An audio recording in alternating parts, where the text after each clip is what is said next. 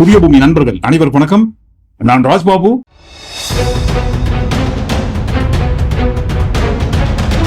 நண்பர்கள்லாம் ஃப்ரெண்ட்ஸ் ஒன்று கூடி பேசிட்டு இருப்பாங்க. இந்த மச்சான் போர் அடிக்குது, என்ன பண்ணலாம்? சினிமா போலாமா? போன வாரம் தானே பார்த்தோம். வேற என்ன பண்ணலாம்? தீம் பார்க்கு போலாமா? இல்ல அங்க பெரிய பெரிய ராட்டம் எல்லாம் கண்டு விழுந்து உயிர் பலி ஆகுதான், அங்கெல்லாம் போக வேண்டாம். சரி, என்ன பண்ணலாம்? பிரியாணி சாப்பிடலாமா? அதுதான் டெய்லி பண்ணிருக்கிறோமே. வேற என்ன பண்ணலாம்? போர் அடிக்குது, டைம் பாஸ்க்காக ஏதாவது பண்ணியே ஆகணுமேன்ட்டு ஃப்ரெண்ட்ஸ் எல்லாம் ஒன்று கூடி என்ன பண்ணலாம்னு யோசிச்சுட்டு இருப்பாங்க. கிட்டத்தட்ட அதே மாதிரிதான் நண்பர்கள் எல்லாம் ஒன்று கூடி டைம் பாஸ் பண்றதுக்காக புதுசா என்ன பண்ணலான்ட்டு ஒன்று கூடி டிஸ்கஸ் பண்ற மாதிரி தான் பாருங்க. இன்றைக்கு மிக பெரிய அளவுல மிக முக்கியமான இடத்துல நடந்துருக்குது. எந்த இடங்க அது குறித்து தான் பாருங்க இந்த காணொலிக்குள்ள ஒட்டுமொத்தமா பார்க்க போறோம். அதற்கு முன்பாக நண்பர்கள் யார் சப்ஸ்கிரைப் பண்ணாம இருக்கீங்களோ சப்ஸ்கிரைப் செய்து புதிய பூமிக்கு ஆதரவு தருமாறு கேட்டுக்கொண்டு இந்த காணொலிக்குள்ள போயிடுவோம். புதுசா நாடாளுமன்றத்தில் தாக்கல் செய்யப்படும் மசோதாக்கள், அந்த மசோதாவை குறித்து நாடாளுமன்றத்தில் நடத்தப்படும் விவாதங்கள், என்னதான் விவாதம் நடத்தி ஆளுங்கட்சியும் எதிர்கட்சியும் சேர்ந்து விவாதம் நடத்தி ஆளுங்கட்சி எதிர்த்தாலும் அந்த மசோதா கண்டிப்பா நல்லதா இருக்காது. அது அநியாயமா இருக்கிற பட்சத்துல கூட பாருங்க, அதிகப்படியான எண்ணிக்கை ஆதரவு இருக்கும் போது வெறும் மசோதாவாக இருந்த அந்த மசோதா அடுத்த கட்டத்துக்கு அப்ரூவல் ஆகி சட்டமாக்கப்படுவது நிறைய நடந்திருக்கு. உதாரணத்திற்கு ஒட்டுமொத்தமா நாடே எதிர்ப்பு தெரிவித்த விவசாயம் சம்பந்தப்பட்ட 3 மசோதாக்கள் கடைசியில கொண்டு வந்த மத்திய அரசே ரத்து செய்து ஒரு ஓரமா இருக்கட்டும், இருந்தாலும் பாருங்க கொண்டு வந்தாங்க. அதற்கு பிறகு சிஏஏ சம்பந்தப்பட்ட சட்டம், வக்ஃபு வாரிய திருத்த சட்டம், இந்த வக்ஃபு வாரிய திருத்த சட்டம் சட்டமாக்கப்படுவதற்கு முன்பாக மசோதாவை தாக்கல் செய்து பெரிய அளவில் விவாதம் நடக்குது நாடாளுமன்றத்தில். இந்த மசோதாவை குறித்து நீண்ட நெடிய விவாதம் பல மணி நேரங்களாக நடந்த நிலையில் நடு ராத்திரியில பாருங்க இந்த வக்ஃபு வாரிய திருத்த மசோதா சட்டமாக இயற்றப்படுகிறது.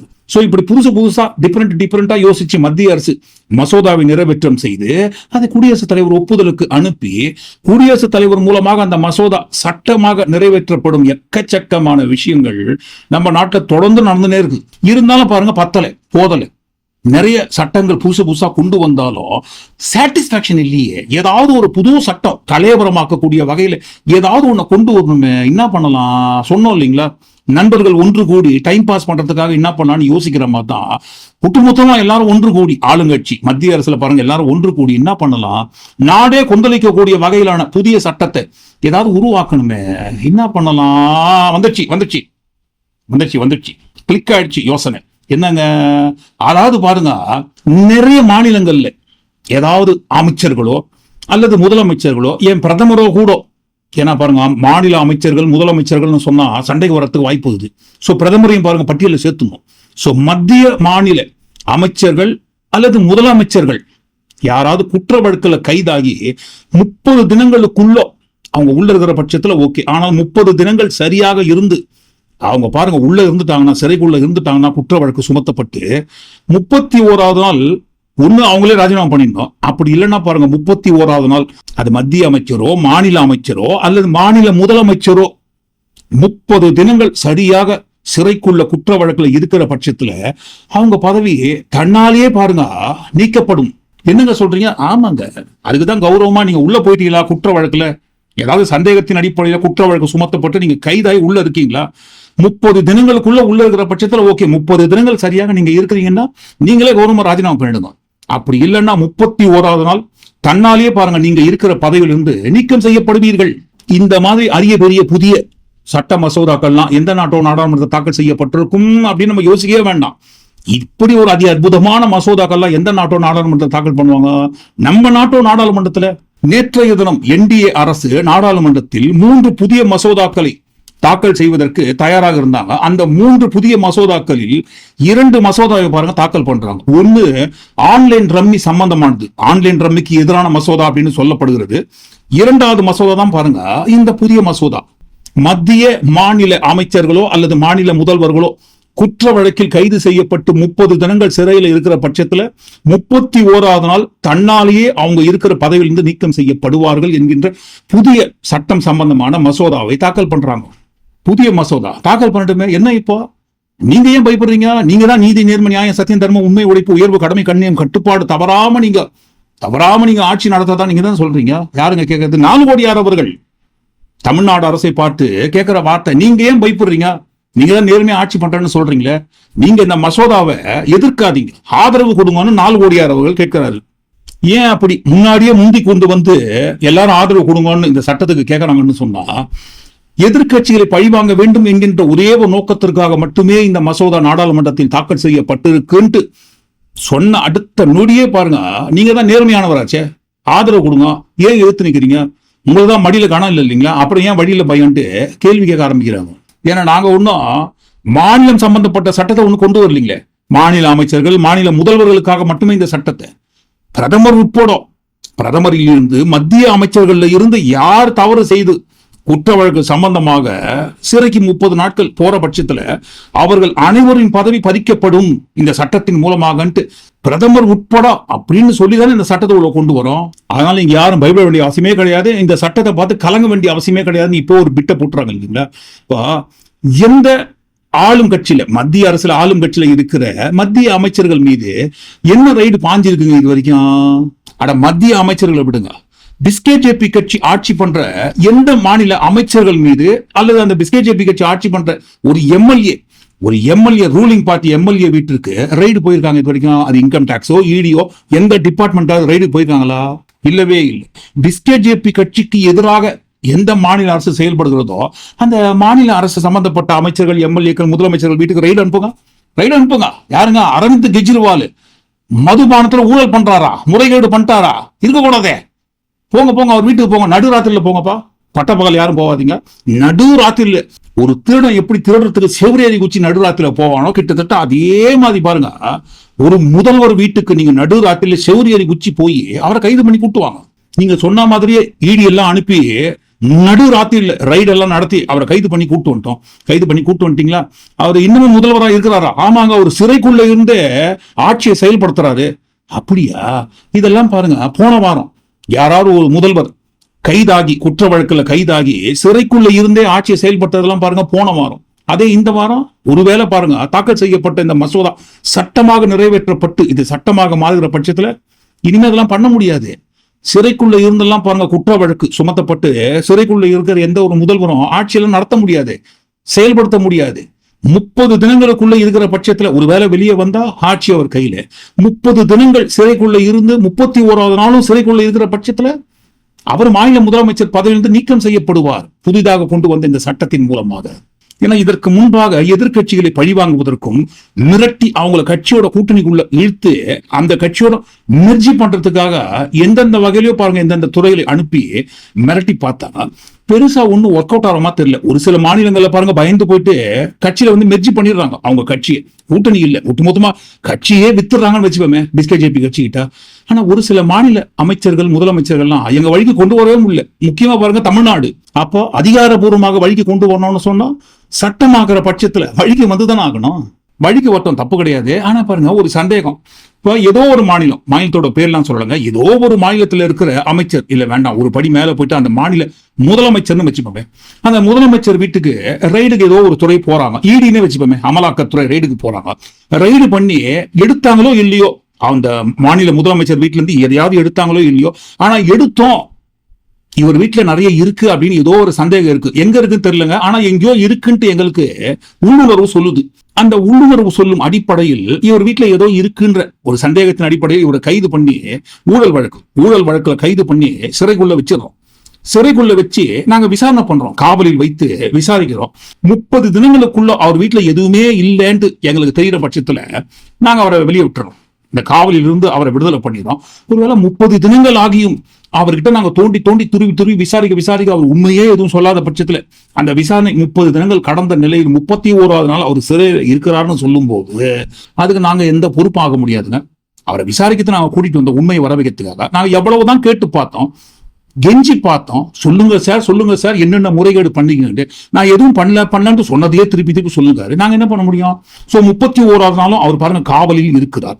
அப்படி இருக்கிற பட்சத்துல புதிதாக கொண்டு வரப்படும் இந்த சட்டம் என்ன சொல்லுதுன்னா 31 நாள் அந்த மாநில முதலமைச்சர் சிறையில இருந்துட்டாரு, அவர் தன்னாலேயே பதவி நீக்கம் இந்த சட்டப்படி செய்யப்படுவார்னு சொல்லி காவலில் இருக்கும். அதாவது பாருங்க குற்றம் நடந்ததோ இல்லையோ, ஊழல் பண்ணாரோ இல்லையோ, ஊழல் வழக்கு அவர் மீது பதிவு செய்யப்பட்டு குற்றம் சுமத்தப்பட்டு காவல் சந்தேகத்தின் அடிப்படையில் அமலாக்கத்துறை காவலில் வைத்திருக்கும் அந்த முதல்வரோட பதவி புதிதாக கொண்டு வரப்படும் இந்த சட்டத்தின் மூலமாக நீக்கம் செய்யப்படுவார் என சமீபத்தில் இது குறித்து அமலாக்கத்துறைக்கு நீதிமன்றம் வான் பண்ணியிருக்காங்க.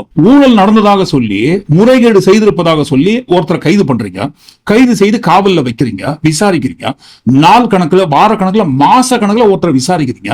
அது சம்பந்தப்பட்ட வழக்கு நீதிமன்றத்துக்கு வரும்போது இவர் குற்றம் செஞ்சிருக்காரு, ஊழல் பண்ணியிருக்காரு, முறைகேடு நடத்தியிருக்காருன்னு ஒரு ஆதாரம் இருந்தா குடுங்க எடுத்துன்னு வந்து, ஆனால் அதை விட்டு விட்டு ஆதாரம் கேட்டா ஏன் தொடர்ந்து டைமே வாங்கிருக்கிறீங்க அமலாக்கத்துறை? இப்ப தர, நாளைக்கு தர, அடுத்த வாரம் தர, அடுத்த மாசம் தரேன்னு சொல்லி ஏன் வாய்தா வாங்கி டைமே வாங்கி போயிருக்கிறீங்க? அப்ப எந்த ஆதாரத்தின் அடிப்படையில் ஒருவரை கைது செய்து நாள் கணக்குல இல்ல, வார கணக்குல இல்ல, மாச கணக்குல நீங்க காவல்ல வச்சிருக்கிறீங்க? விசாரணை என்கின்ற பெயரில் நீங்க எல்லாரையும் கொடுமை பண்ணுகிறீங்க. நாள் கணக்குல, வார கணக்குல, மாச கணக்குல உள்ள சிறைக்குள்ள வச்சு நீங்க கொடுமை பண்ணுகிறீங்க. இன்னும் எவ்வளவு நாள் தான் இதை போல அநியாய அக்கிரமத்தை பண்ணுறீங்க? உங்க பேச்ச நாங்க கேட்க தேவையில்ல. ஆதாரம் இருக்கா இல்லையா? டைம் வேணும். முதல்ல அவங்க எல்லாரையும் விடுதலை பண்ணுங்க, ஜாமீன்ல வெளியே அனுப்புங்க. இன்னும் எவ்வளவு நீங்க டைம் கேட்பீங்கன்ட்டு இதெல்லாம் போன வாரம் இந்த மாதிரி நீதிமன்றம்லாம் எங்களை கேள்வி கேட்பது. இதே ஒருவேளை இந்த புதிய மசோதா நிறைவேற்றம் செய்யப்பட்ட சட்டமாக மாறும் பட்சத்துல யாரும் எங்களை கேள்வி கேட்க முடியாது இல்லைங்களா? சட்டம் இடம் கொடுக்குது யுவரானர், 30 நாட்களுக்கு மேல இவர் உள்ள இருக்கலாம்னு இந்த சட்டமும் சொல்லுது. அப்படி பாருங்க, அந்த சட்டம் சொல்ற வழிகாட்டுதலின் படி இனிமே இந்த நபர் 30 தினங்களுக்கு மேல சிறையில் இருக்கிற பட்சத்துல இவர் பதவியிலே இருக்க முடியாது. அப்படிங்களா? ஒரு வேலை பாருங்க, இந்த புதிய மசோதா சட்டமாக நிறைவேற்றம் செய்யப்பட்ட அந்த சட்டம் வழிகாட்டுதலின் படி இந்த மாதிரி பதவியில யாரும் இருக்கக்கூடாது, குற்ற வழக்கு சுமத்தப்பட்டவர்கள் அப்படின்னு சொன்னா அப்ப அமித்ஷா அவர்கள் என்னன்னா பதவியிலே இருக்கக்கூடாதுன்றாங்களே. When he was the Home Minister of Gujarat, he had been arrested, sir. Whether he took the morality of that point of time, Gujarat மாநில உள்துறை அமைச்சராக இருந்த அமித்ஷா அவர்கள் அவரது தலைமையில் நடத்தப்பட்ட இந்த போலி என்கவுண்டர் வழக்கில் அவர் கைது செய்யப்பட்டு எக்கச்சக்கமான பிரிவுகளின் கீழ் சிபிஐ பாருங்க அவர் கைது பண்றாங்க. அமித்ஷா அவர்களுக்கு எதிராக இந்த போலி என்கவுண்டர் வழக்கு பல வருடங்களாக நடந்து கொண்டிருந்த நிலையில் 2014ஆம் ஆண்டு டிசம்பர் மாதம், இந்த மாசத்தையும் வருஷத்தையும் நம்ம உன்னிப்பா யோசிக்கணும், கவனிக்கணும்.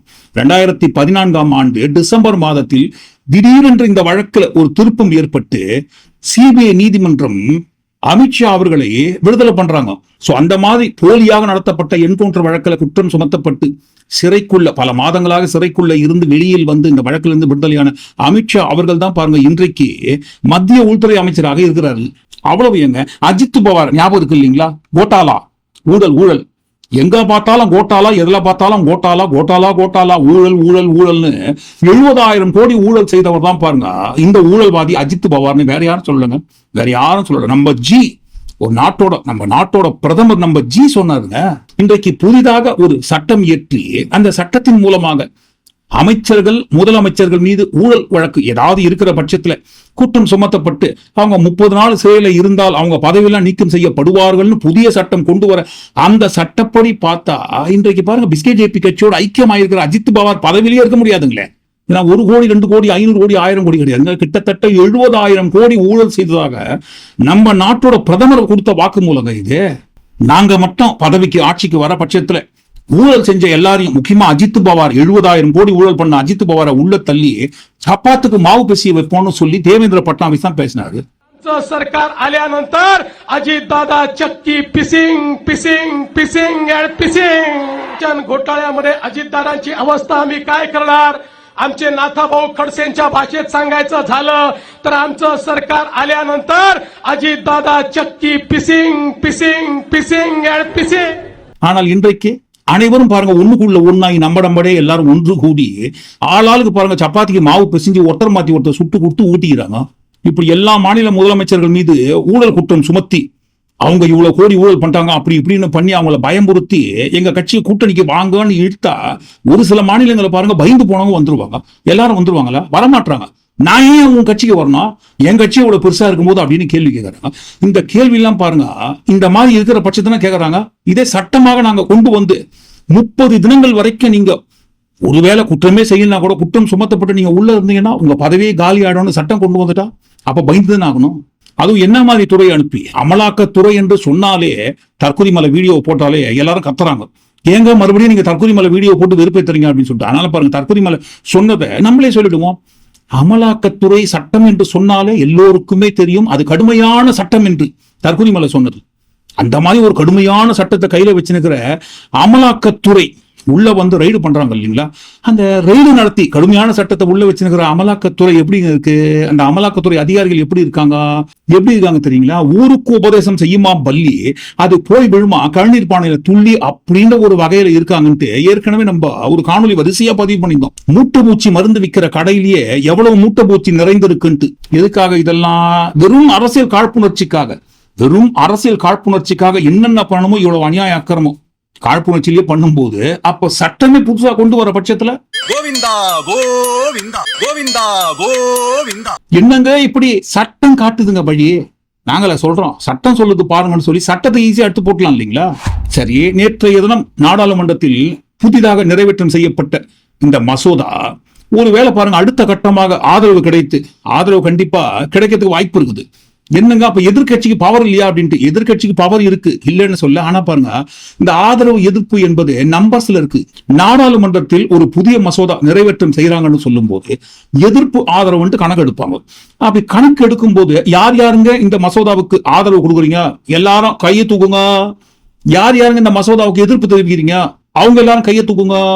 ஒரு மசோதாவுக்கு ஆதரவு அதிகமாக வர பட்சத்துல அந்த மசோதா பாருங்க அடுத்த கட்டமாக சட்டமாக ஏற்றப்பட வேண்டிய இடத்துக்கு போயிடும். இதே ஒரு புதிய மசோதாவுக்கு எதிர்ப்பு அதிகமாக வர பட்சத்துல அது மசோதா அளவுல பில் அளவுலயே பாருங்க நின்றுடும். அது சட்டம் அப்படின்னு ஒரு இடத்துக்கு போறதுக்கு வாய்ப்பே கிடையாது. இங்கதான் நிக்குது பாருங்க அந்த நம்பர்ஸ் விளையாட்டு. ஒரு புதிய மசோதாவிற்கு நாடாளுமன்றத்தில் எதிர்க்கட்சிகள் கடுமையாக எதிர்ப்பு தெரிவித்து என்னதான் எதிர்த்து நின்னாலும், ஆனால் எதிர்க்கட்சியோட எதிர்ப்பு எண்ணிக்கையை காட்டிலும் ஆளுங்கட்சியோட ஆதரவு அதிகமாக இருக்கிற பட்சத்துல அந்த சட்ட மசோதா என்பது அடுத்த கட்டமாக நிறைவேற்றம் செய்யப்பட்டு அது சட்டமாக ஏற்றப்படும். ஆளுங்கட்சியோட அதிகப்படியான ஆதரவு எண்ணிக்கையில் இப்போதைக்கு நாடாளுமன்றத்தில் எதிர்ப்பு தெரிவிக்கும் எதிர்க்கட்சியோட எம்பிக்களின் எண்ணிக்கையை காட்டிலும் ஆளுங்கட்சியோட, அதாவது பாருங்க என்டிஏவோட எண்ணிக்கையில் தான் அதிகமா இருக்கிறாங்க. அப்ப மத்தியில் ஆளுகின்ற ஆளுங்கட்சியோட எம்பிக்கள் அதிகமாக எண்ணிக்கையில் இருக்கிற பட்சத்துல அவங்க சைட்ல தான் பாருங்க கொண்டு வரப்படும் அநியாயமான மசோதாவிற்கு ஆதரவு அவங்களே கொடுத்துருவாங்க. கொடுக்கிற பட்சத்துல மசோதா சட்டமாக ஏற்றப்படும். சரி, அநியாயமான ஒரு சட்டம் கொண்டு வந்து ஆளுங்கட்சி எம்பிக்களே பாருங்க அதிகப்படியான ஆதரவு தெரிவித்து அந்த மசோதா சட்டமாக நிறைவேற்றம் செய்யப்படுது வச்சுப்போமே, ஒரு பேச்சுக்காக வச்சுப்போமே, சட்டமாக்கப்படுகிறதுன்ட்டு. அந்த சட்டத்தின்படி ஒரு அமைச்சர்கள் மீதோ முதலமைச்சர்கள் மீதோ ஒரு ஊழல் வழக்கு சுமத்தப்பட்டு பொய்யான வழக்கு சுமத்தப்பட்டு 30 நாட்களுக்கு மேல ஒருத்தர் சிறையில வச்சுட்டு அவர் இருக்கிற முதல்வர் பதவியிலிருந்து நீக்கம் செய்யப்படுகிறான்னு வச்சுப்போம். புதிதாக வருகின்ற இந்த சட்டப்படி ஒருவேளை பாருங்க ஒரு 35-40 நாட்கள் கழித்து அவர் எந்த ஒரு தவறுமே செய்யலான்ட்டு பதவி எழுந்த நிலையில் வெளியே வர அவரு எப்படிங்க போன பதவியை திரும்ப கொடுத்துருவாங்களா? தப்பான ஒருவர் மீது பொய்யான ஊழல் வழக்கு சுமத்தி வழக்கு பதிவு பண்ணி 40 தினங்கள் காவல்ல வச்சு அவர் இருக்கிற முதல்வர் பதவியிலிருந்து கூட பாருங்க அவர் தூக்கி எறிஞ்சிட்டோம். பாருங்க அவர் நல்லவர்னு தெரிஞ்சு போச்சு, எந்த ஒரு தவறு செய்யலன்ட்டு ஆதாரபூர்வமாக தெரிந்து வெளியே வந்துடுறாரு. அப்போ போன முதல்வர் பதவி அவருக்கு திரும்ப கொடுப்பீங்களா? அப்படியெல்லாம் எப்படிங்க நாங்க அந்த மாதிரிலாம் இந்த புதிய சட்டத்துல டிசைன் பண்ணிட்டீங்களேங்க. போன பதவியை திரும்ப அவர் நிரபராதின்னு சொல்லும் போது கொடுக்கிற அளவுக்கு 30 தினங்கள் ஒருவர் சிறையில் இருக்கிற பட்சத்துல அவர் இருக்கிற பதவியில் தூக்கி வெளியே எறியப்படுவார்கள், நீக்கம் செய்யப்படுவார்கள் தான் இந்த சட்டத்தை டிசைன் பண்றமே தவிர ஒருவேளை பாருங்க அறிந்தும் அறியாமலும் தெரிந்தும் தெரியாமலும் ஒரு நிரபராதியை உள்ள வச்சுட்டாங்க, அவர் நல்லவர் வெளியே வந்துட்டார் 40 தினங்கள் கழித்து அவர் போன பதவி அவருக்கு திரும்ப கொடுங்க அப்படின்னு நாங்க இந்த சட்டத்தை டிசைன் பண்ணலையே. இந்த சட்டத்தை டிசைன் பண்ணுவதன் உள்நோக்கமே பாருங்க எங்களுக்கு யார் யாரெல்லாம் பிடிக்கலையோ, யார் யாரெல்லாம் எந்த மாநிலத்துல கட்சிகள் பாருங்க எங்களுக்கு எதிராக இருக்காங்களோ அவங்கள பழிவாங்கறதுக்கு எங்களை கூட கூட்டணி வருவதற்கு எங்க பேச்சு கேட்பதற்காக அதுக்காக தான் சட்டத்தை டிசைன் பண்ணியே கொண்டு வரோம், மிரட்டுவதற்காக. அப்புறம் எப்படிங்க நாங்க போன பதவியை மறுபடியும் திரும்ப நிரபராதின்னு சொன்னதுக்கு அப்புறம் திரும்ப கொடுக்க முடியும்? அப்படிலாம் கிடையவே கிடையாது. போனதுதான் இந்த சட்டம் வழிகாட்டுதலின் படி. ரொம்ப மோசமா இருக்குதே. மோசமா தான் இருக்கும், மோசமா இருக்கணும் தான் நாங்க கொண்டு வரோம். சரி, எதுக்காக அது கூட இந்த சமயத்தில் இதை போல ஒரு புதிய மசோதாவை நிறைவேற்றம் செஞ்சு ஊருக்குள்ள பெரிய போலை கலப்புறோம் நாட்டுக்குள்ள? எதுக்கு தெரியுங்களா? இப்போதைக்கு என்ன பெரிய பிரச்சனை ஓடுது நாடு முழுக்க? ஓட்டு திருட்டு சம்பந்தமான விஷயமும் பீகார் மாநிலத்துல நடைப்பயணம் போறாரு இல்லைங்க ராகுல் காந்தி அவர்கள், அதுதான் பெரிய அளவுல பேசப்படுகிறது. சோ பிஸ்கேஜேபி கட்சி தலைமையில் நடத்தப்பட்ட இந்த ஓட்டு திருட்டம் பீகார் மாநிலத்தில் ராகுல் காந்தி அவர்கள் போற நடைப்பயணத்தையும் ஒட்டுமொத்தமா திசை திருப்ப வேண்டும் என்று சொன்னால் இப்படி நாட்டில் உள்ள அனைத்து மாநில அமைச்சர்களும் முதலமைச்சர்களும் கதி கலங்கக்கூடிய வகையிலான புதிய சட்டத்தை ஏதாவது நாங்க நிறைவேற்றம் செஞ்சாகணும். ஏற்கனவே சொன்னோம் இல்லைங்களா, டேக் டைவர்ஷன். நீங்க என்ன நினைக்கிறீங்க? ஒட்டுமொத்தமா எல்லாத்தையும் கூட்டி கழிச்சு இந்த காணொலிக்குள்ள வந்த எல்லா விஷயத்தை குறித்தும் முக்கியமா புதுசா டிசைன் பண்ணி கொண்டு வர இந்த புதிய மசோதாவை குறித்து நீங்க என்ன நினைக்கிறீங்க? இந்த மசோதா ஆதரவு அதிகப்படியாக கொடுத்து இது சட்டமாக அடுத்த கட்டத்துக்கு நிறைவேற்றம் செய்யப்படுமா அப்படின்ற ஒரு விஷயத்தை சேர்த்து உங்க கருத்துல பதிவு பண்ணுங்க. மீண்டும் இன்னொரு காணொலி நாம் சந்திப்போம். நன்றி, வணக்கம்.